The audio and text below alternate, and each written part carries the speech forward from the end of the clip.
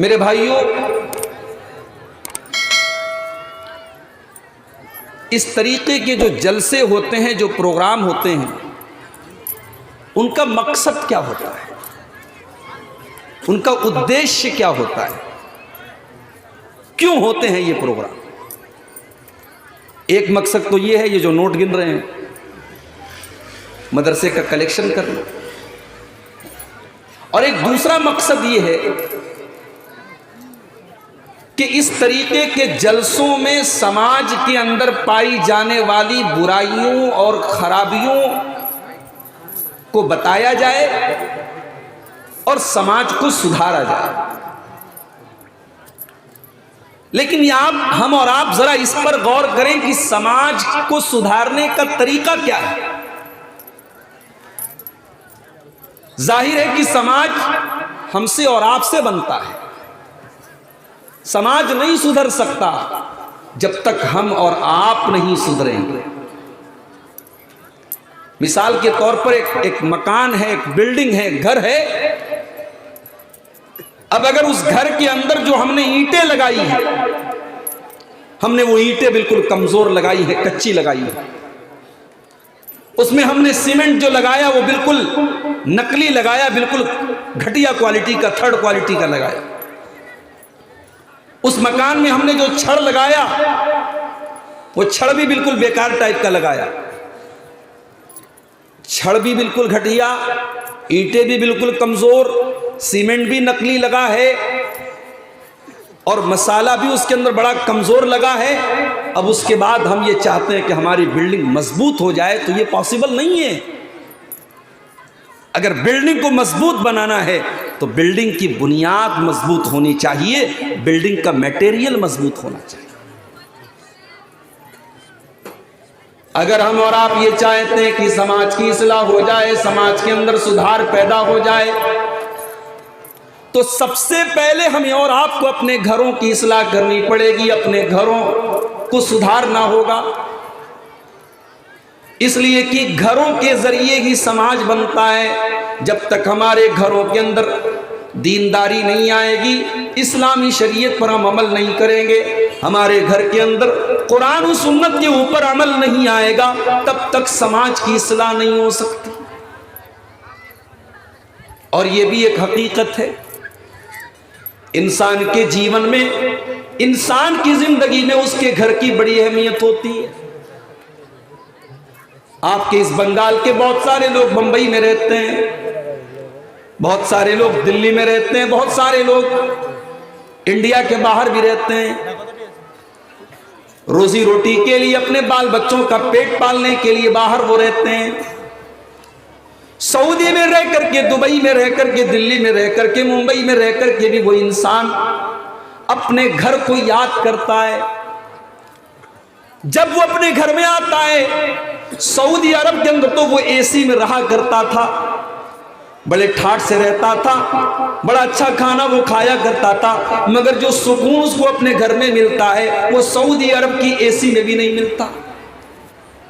उसके गांव में छोटे छोटे मकान हैं और मुंबई में इतने आलीशान मकान है, 40-40 माले की बिल्डिंगें, 50-50 माले की बिल्डिंगें। इतनी आलीशान बिल्डिंगों में जाने के बावजूद और रहने के बावजूद वो इंसान जब अपने घर में आता, अपने बीवी बच्चों के पास आता है, अपनी माँ को देखता है, अपने बाप को देखता है, अपनी बीवी बच्चों को देखता है, उसके दिल को जो सुकून मिलता है वो मुंबई की आलीशान बिल्डिंगों में नहीं मिलता, वो दिल्ली की हाई फाई बिल्डिंगों में नहीं मिलता। ये तो नेचुरल बात है। इंसान को सुकून अगर कहीं मिलता है तो उसको अपने घर में मिलता है। इसीलिए अल्लाह ने कुरान में फरमाया, वल्लाहु जअल लकुम मिन बुयूतिकुम सकना। मेरे बंदो हमने तुम्हारे घरों को सुकून का जरिया बनाया है। तुम्हें अगर सुकून मिलेगा तो तुम्हारे घर में मिलेगा, तुम्हारे दिल को शांति मिलेगी। तुम्हारे दिल को सुकून अगर कहीं पर मिलेगा तो तुम्हारे घर के अंदर मिलेगा। सुकून तो घर में मिलता है, और घर ही वो जगह है जहां बहू बेटियों की इज्जत सुरक्षित होती है। जब तक औरत घर में है तब तक सुरक्षित है, महफूज है। औरतों की इज्जत और आबरू की हिफाजत का ठिकाना भी उसका घर है। इसीलिए कुरान का 22वां पारा उठाओ, अल्लाह ताला अपने नबी की बीवियों से फरमाता है, वक़र्न फी बुयूतिकुन्ना वला तबर्रजना तबर्रुजल जाहिलियतिल ऊला। ऐ मेरे नबी की बीवियों, तुम अपने घर के अंदर सम्मान के साथ रहा करो, अपने घर में तुम इज्जत के साथ रहा करो, तुम अपने घर के अंदर सुकून और शांति के साथ रहा करो।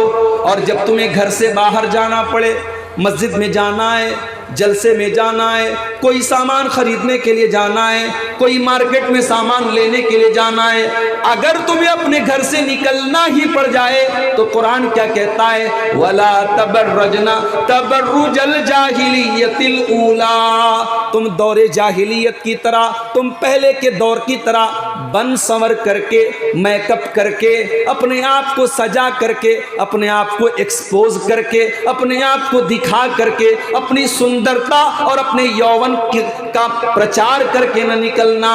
वला तबर्रजना तबर्रुजल जाहिलियतिल ऊला। तुम जब भी निकलना तो इस्लाम के पर्दे में निकलना, तुम जब भी निकलना तो गैर मर्दों की नजर से अपने आप को बचा करके निकलना, तुम बेपर्दा होकर के न निकलना, तुम अपने हुस्न को, अपनी खूबसूरती को दिखा करके न निकलना। औरत की इज्जत अगर सुरक्षित है मेरे भाई, तो घर के अंदर सुरक्षित है। इसीलिए इंसान से अगर उसके घर को छीन लिया जाए, इससे बड़ी कोई मुसीबत नहीं। इंसान से अगर उसका घर छीन लिया जाए, इससे बड़ी मुसीबत कोई नहीं है। आपको याद होगा, इसी मुल्क में एनआरसी का दौर चला था, सीएए का दौर चला था। अभी ठंडे बस्ते में डाला गया है, मगर कोई ठीक नहीं कि वो जिन कब बाहर निकल जाए। एनआरसी का मामला जब आया, सारे भारत के मुसलमान इसके विरोध में क्यों खड़े हुए? क्योंकि ये मामला हमारे घर से जुड़ा था, हमें अपने घर से बेघर करने की तैयारी की जा रही थी। एक इंसान को उसके घर से निकाल दिया जाए, इससे बड़ी मुसीबत कोई नहीं है। इसीलिए जब अल्लाह के नबी के दौर में यहूदियों ने मुसलमानों के साथ गद्दारी की, जब यहूदियों ने मुसलमानों के साथ धोखा किया, तो अल्लाह ने हुक्म दिया कि यहूदियों को उनके घरों से निकाल दिया जाए, और अल्लाह ने इसको अपना बहुत बड़ा अजाब करार दिया। अल्लाह ने फरमाया, वल्लज़ी अखरजल्लज़ीना कफरू मिन अहलिल किताबि मिन दियारिहिम लिअव्वलिल हश्री। अल्लाह ताला ने इन यहूदियों को इनके घरों से निकाल करके इनके ऊपर अपना अजाब नाजिल किया। और जब वो यहूदी घर से निकल रहे थे तो उनको पता था कि अब दोबारा तो हमको आना नहीं है, तो दरवाजा भी तोड़ रहे थे, खिड़की भी तोड़ रहे थे, अपने घर के सामान को अपने हाथों से तोड़ रहे थे। अल्लाह ने इसको भी अजाब करार दिया। अल्लाह ने फरमाया, युखरिबून बुयूतहुम बिअयदीहिम व अयदिल मुमिनीन फातबिरू या उलिल अबसार। ओ लोगों, जरा इन यहूदियों को देखो, ये अपने ही हाथों से अपने घर को तबाह कर रहे हैं, अपने घर को बर्बाद कर रहे हैं।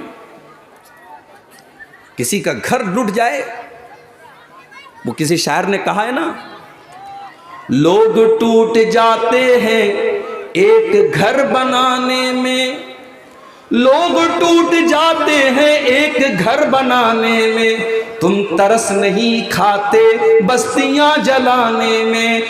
एक घर बनाने में इंसान टूट जाता है और तुम बस्तियों में आग लगा देते हो, पूरी पूरी बस्ती को जला देते हो। अरे कितने बेरहम हो, तुम तरस नहीं खाते हो। इंसान कितनी मुश्किल से एक घर बनाता है।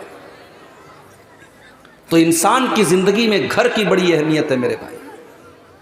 और आज मेरे वक्तव्य का जो विषय है, मेरी तकरीर का जो टॉपिक है, वो यही है कि हम अपने घर को एक आइडियल घर कैसे बनाएं। बुझते पा रहे हैं कि ना बुझते पा रहे हैं? अमी थोड़ा थोड़ा बंगला बुझते पा रहे है ना। थोड़ा थोड़ा बंगला में बोलूँगा इंशाल्लाह, थोड़ा आपको भी मज़ा आएगा, लेकिन उर्दू आप समझने की कोशिश कीजिए। हम बताएंगे आपको कि आपको अपने घर को एक आदर्श घर, एक आइडियल घर, एक इस्लामी घर कैसे बनाना है, इस पर हम बात करेंगे। लेकिन सवाल यह पैदा होता है कि हमें अपने घर को एक इस्लामी घर बनाने की जरूरत क्या है भाई? अगर हमारे घर की औरतें बेपर्दा निकल रही, क्या फर्क पड़ता है? हमारा बच्चा चोरी कर रहा है तो क्या फर्क पड़ता है? फर्क पड़ता है। आप घूमने फिरने जाते हैं, परिवार को लेकर के जाते हैं, आप कहीं पर अच्छा खाना खाते हैं तो बीवी को भी खिलाते हैं, बच्चों को भी खिलाते हैं।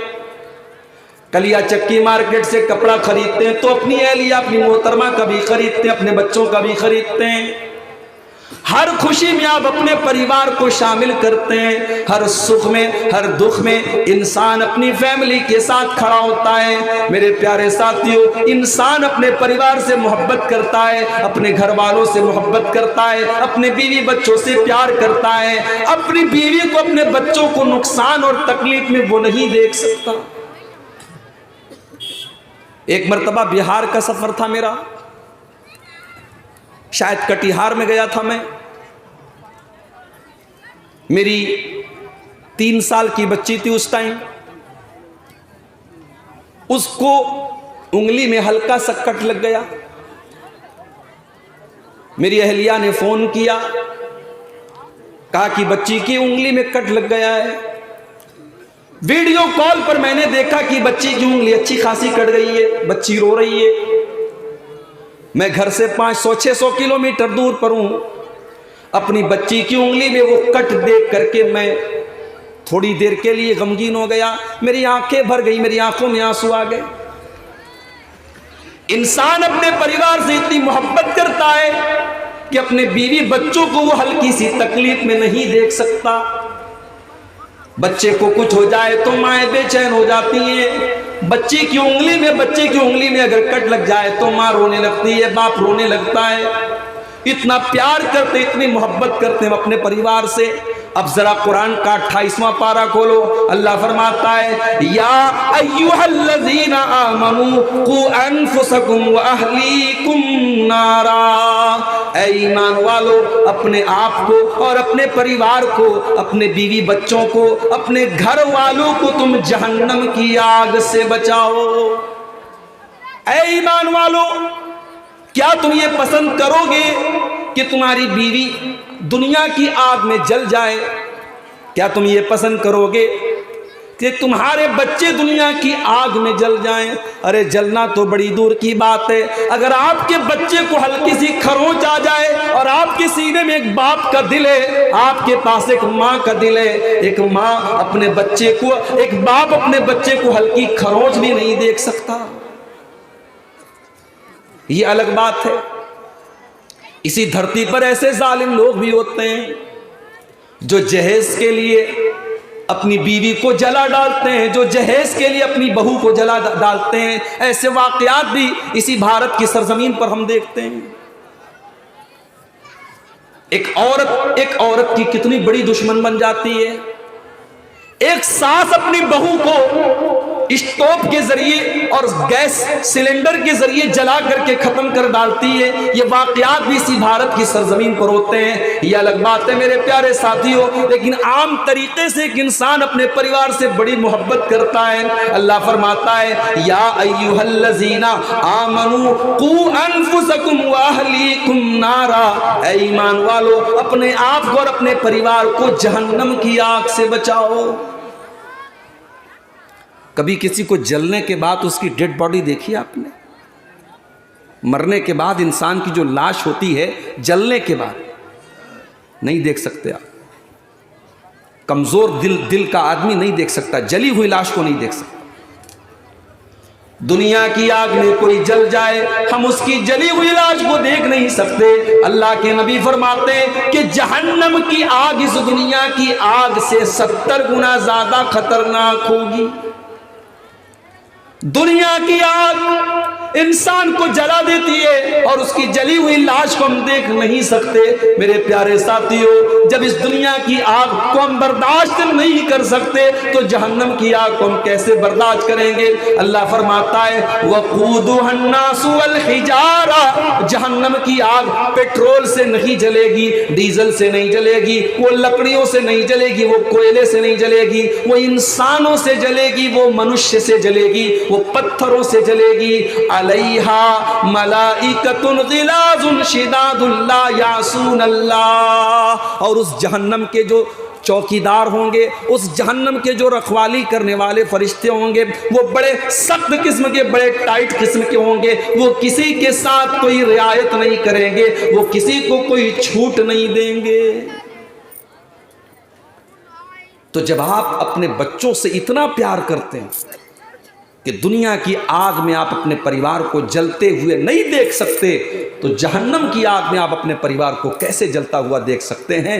ये पहली वजह है कि हमें और आपको ये जानना चाहिए कि हम अपने घर को जहन्नम की आग से कैसे बचाएं, और हम अपने घर और परिवार वालों को एक इस्लामी घर में हम कैसे परिवर्तित करें, कैसे चेंज करें। और आगे बढ़िए, अल्लाह के प्यारे नबी फरमाते हैं कुल्लुकुम राइन व कुल्लुकुम मसऊलुन अन रइयतिही, तुम में से हर इंसान जिम्मेदार है और कयामत के दिन पूछा जाएगा कि तूने अपनी जिम्मेदारी के साथ क्या किया।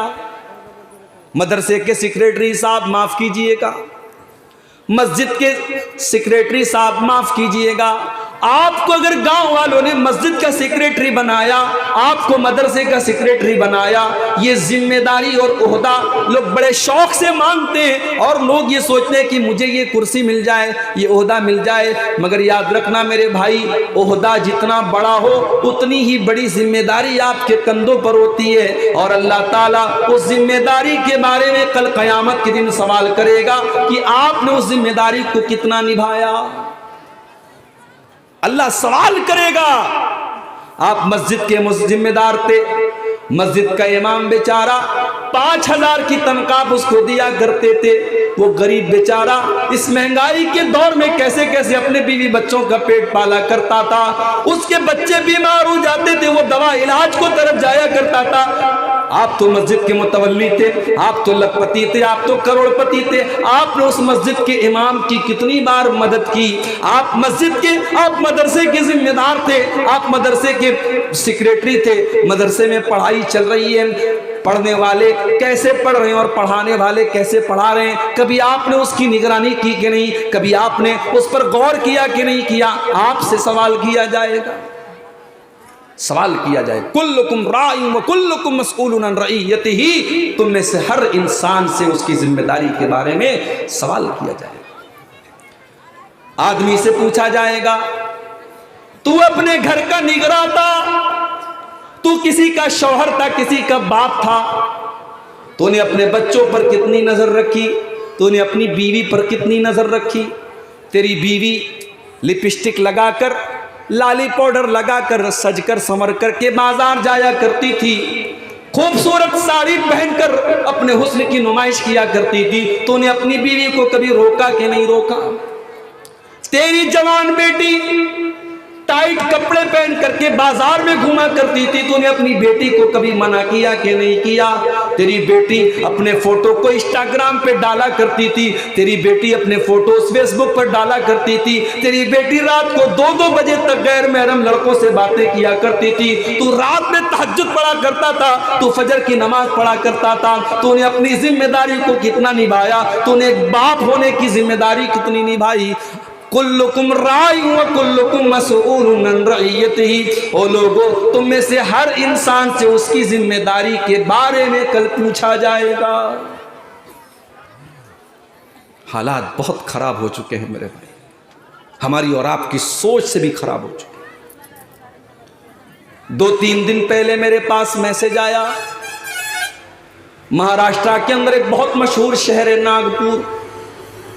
नागपुर में सोफिया नाम की मुसलमान लड़की शादी कर रही है भुवनेश्वर नाम के गैर मुस्लिम लड़के के साथ। लड़की का नाम सोफिया है, लड़के का नाम भुवनेश्वर है। लड़की मुसलमान घर की, लड़का गैर मुस्लिम घर का, हिंदू घर का। शादी का कार्ड छप रहा है और शादी के कार्ड पर बाकायदा हिंदू रीति रिवाज से विवाह की बात कही गई है और ऊपर ओम गणेशाय नमः भी लिखा हुआ है। मेरे प्यारे साथियों, अगर आपकी मुसलमान लड़की अपने घर से भाग करके किसी गैर मुस्लिम के साथ शादी कर रही है और फिर उसके धर्म को स्वीकार कर रही है और इस्लाम को त्याग रही है, इस्लाम को छोड़ रही है, तो क्या ये पूरी कौम के लिए सोचने का मकाम नहीं है? क्या ये चुल्लू भर पानी में डूब मरने का मकाम नहीं है? हमें और आपको इस पर भी गौर करने की जरूरत है कि हम अपनी बेटियों को इस लायक भी नहीं बना सके। हमने अपनी लड़कियों को ग्रेजुएशन करा दिया, हमने कॉलेज में पढ़ाया, हमने यूनिवर्सिटीज में पढ़ाया, हमने उसको बड़ी आला तालीम तो दिलाई, मगर हमने उसको दीन के नाम पर क्या सिखाया? हमने बहुत बड़ा अगर हमने तीर मार लिया, हमने किसी हाफिज साहब को पकड़ लिया, किसी मौलवी साहब को पकड़ लिया, मौलवी साहब मेरी बेटी को कुरान पढ़ा दीजिए, मौलवी साहब 1-1 घंटे की ट्यूशन करने लगे और आपकी बेटी को कुरान उन्होंने पढ़ा दिया। आपकी बेटी ने कुरान को पढ़ा तो, लेकिन रट्टू तोते की तरह आपकी बेटी ने कुरान को पढ़ा, उसे कुरान की किसी आयत का मतलब नहीं आता, उसने कुरान को कभी समझा ही नहीं, उसने कुरान को कभी जाना ही नहीं, उसने रट्टू तोते की तरह कुरान पढ़ तो लिया, मगर कुरान में पर्दे का हुक्म दिया गया, ये आपकी बेटी को मालूम नहीं। कुरान में नजरों को झुकाने का हुक्म दिया गया, ये आपकी बेटी को मालूम नहीं। कुरान में ज़िना को दुनिया का बहुत बड़ा गुनाह कहा गया, आपकी बेटी को मालूम नहीं। कुरान में अपनी शर्मगाह की हिफाजत करने का हुक्म दिया गया, आपकी बेटी ने कभी पढ़ा ही नहीं। कुरान में यह कहा गया कि जब तुम घर से निकलो तो अपने आप को पर्दे में, अपने आप को हिजाब में, अपने आप को बुर्के में तुम छिपा करके निकलो। आपकी बेटी को यह बताने वाला कोई नहीं है। क्या अल्लाह कल क़यामत के दिन हमें पकड़ेगा नहीं? क्या आपने अपने बच्चों की तरबियत क्या की? आपने अपनी बेटियों को पढ़ाया तो कितना पढ़ाया? अरे हमारे यहां तो फिर भी चलो गनीमत है, मस्जिदों में औरतों का इंतजाम है। यहां किसी ने बताया कि पूरी मस्जिद में 5 टाइम औरतें आती हैं, बहुत अच्छी बात है। 5 टाइम आपके घर की औरतें मस्जिद में आए या ना आए वो इतना इंपॉर्टेंट नहीं है, लेकिन हफ्ते में जब जुमा की नमाज होती है और इमाम साहब बड़ी मेहनत करके आधा घंटा की तकरीर करते हैं, खुतबा देते हैं और इस्लाम की बातें बताते हैं, कुरान की बातें बताते हैं, मेरे भाई आप कोशिश कीजिए कि आपकी मस्जिद में औरतों के लिए कम से कम जुमा के दिन ज़रूर इंतज़ाम होना चाहिए, ताकि हफ्ते के एक दिन कम से कम आपके घर की औरतें इस्लाम की बातों को समझ सकें। साल में एक जलसा करा लेने से आपकी बेटी और आपके घर की औरतें दीन को नहीं समझ सकती। आज कितनी औरतें हैं, अगर मैं पूछना शुरू कर दूं कि तुमको नहाने का इस्लामी तरीका आता है, तो कितनी औरतों को इस्लामी तरीका नहीं आता, गुस्ल करने का, नहाने का तरीका नहीं आता। कितनी औरतों को मालूम ही नहीं कि वो कब पाक होती हैं, कब नापाक होती हैं। पाकी और नापाकी का मसला हो, नमाज का मसला हो, तहारत का मसला हो, अकीदे का मसला हो, आज हमारे घर की औरतों को मेरे भाइयों कोई बताने वाला नहीं। बीमार दवाई खाता नहीं, बदनाम तबीब का नाम हुआ। बीमार दवाई खाता नहीं, बदनाम तबीब का नाम हुआ। हुए काम बुरे तो मुसलमान से, बदनाम बेचारा इस्लाम हुआ। जब आपने अपनी बेटियों को इस्लाम सिखाया ही नहीं, तो अगर आपके घर की कोई सोफिया किसी भुवनेश्वर के साथ शादी कर रही है, तो मेरे भाई इसमें आश्चर्य की क्या बात है, इसमें हैरत की क्या बात है? आपकी बेटी को किसी ने बताया ही नहीं कि ईमान कितनी बड़ी दौलत है। अरे ये ईमान तो इतनी बड़ी दौलत है।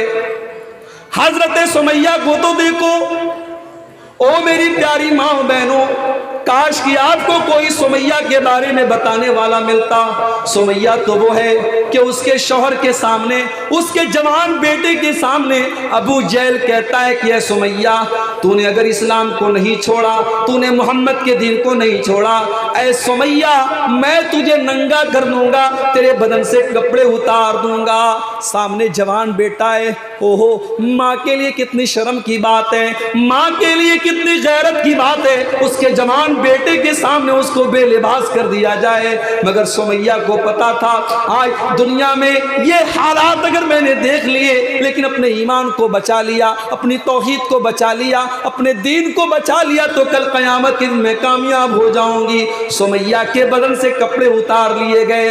बड़ी बेदर्दी से, बड़ी बेशर्मी से हजरत सुमैया को अबू जहल ने उनके शौहर के सामने, उनके जवान बेटे के सामने शहीद कर डाला। मगर सुमैया ने अपने दीन से समझौता न किया, अपने तौहीद से समझौता न किया, अपने इस्लाम को छोड़ना गवारा न किया।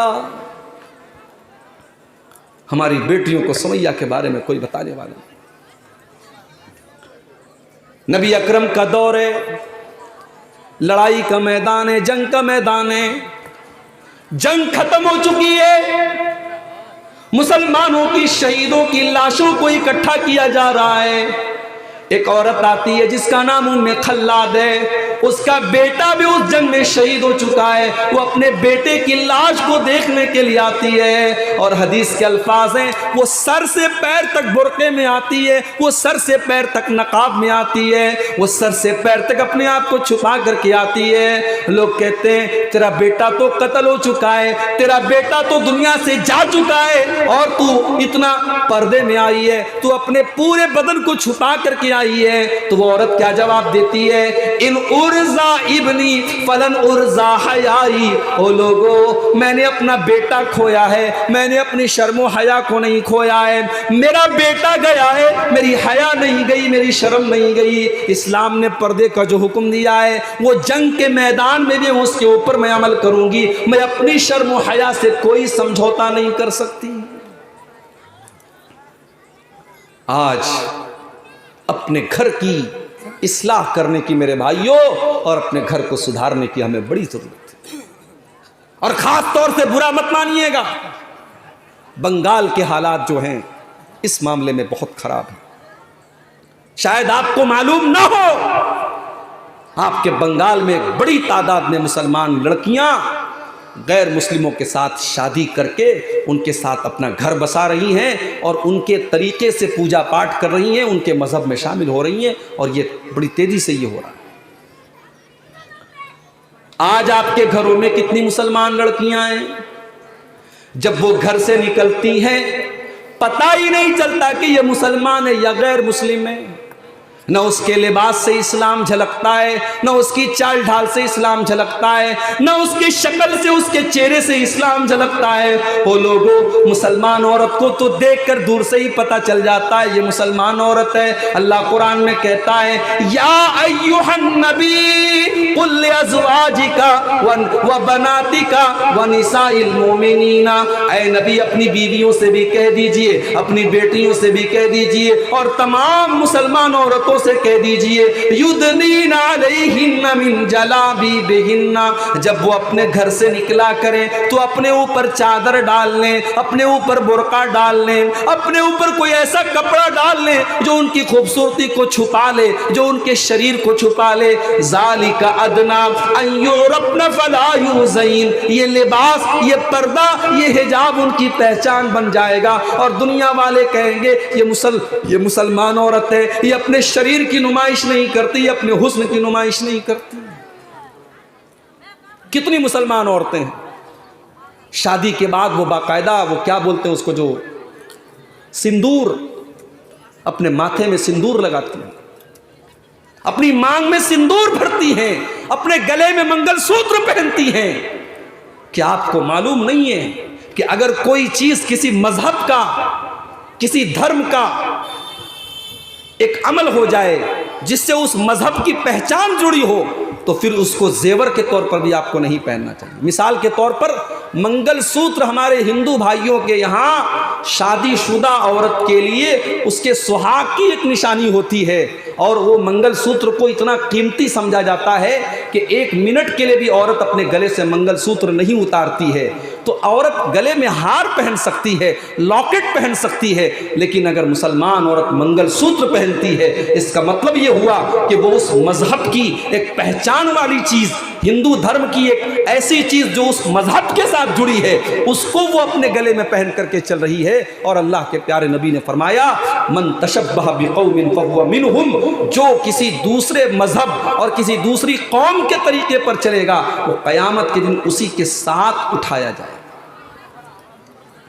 क्या आपको मालूम नहीं है कि मांग में सिंदूर भरना ये भी हिंदू मजहब की एक निशानी है? कितनी मुसलमान औरतें, हमारी मुसलमान औरतें सिंदूर लगाती हैं, माथे पर बिदिया जो लगाती हैं, इस बिदिया को भी लगाने से परहेज करना चाहिए, बचना चाहिए।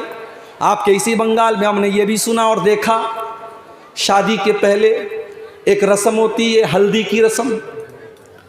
अब बड़ी तेजी से ये सब चीजें बढ़ रही हैं। हल्दी की रस्म होती है, चलो हल्दी, अब ये भी एक सवाल है कि हल्दी क्यों लगाई जाती है।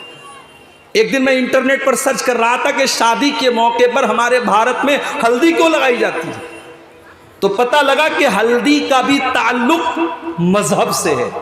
उसको भी हिंदू धर्म की के अंदर एक बड़ी मान्यता दी गई है कि अगर हल्दी लगा ली जाए तो फिर औरत, शौहर और बीवी का जो रिश्ता है, पति पत्नी का जो रिश्ता है, इसमें किसी की नजर नहीं लगेगी। हल्दी के लगाने से इसके अंदर बरकत पैदा होगी। अब जाहिर है अगर इस लिहाज से देखा जाए तो हल्दी लगाना भी ठीक नहीं।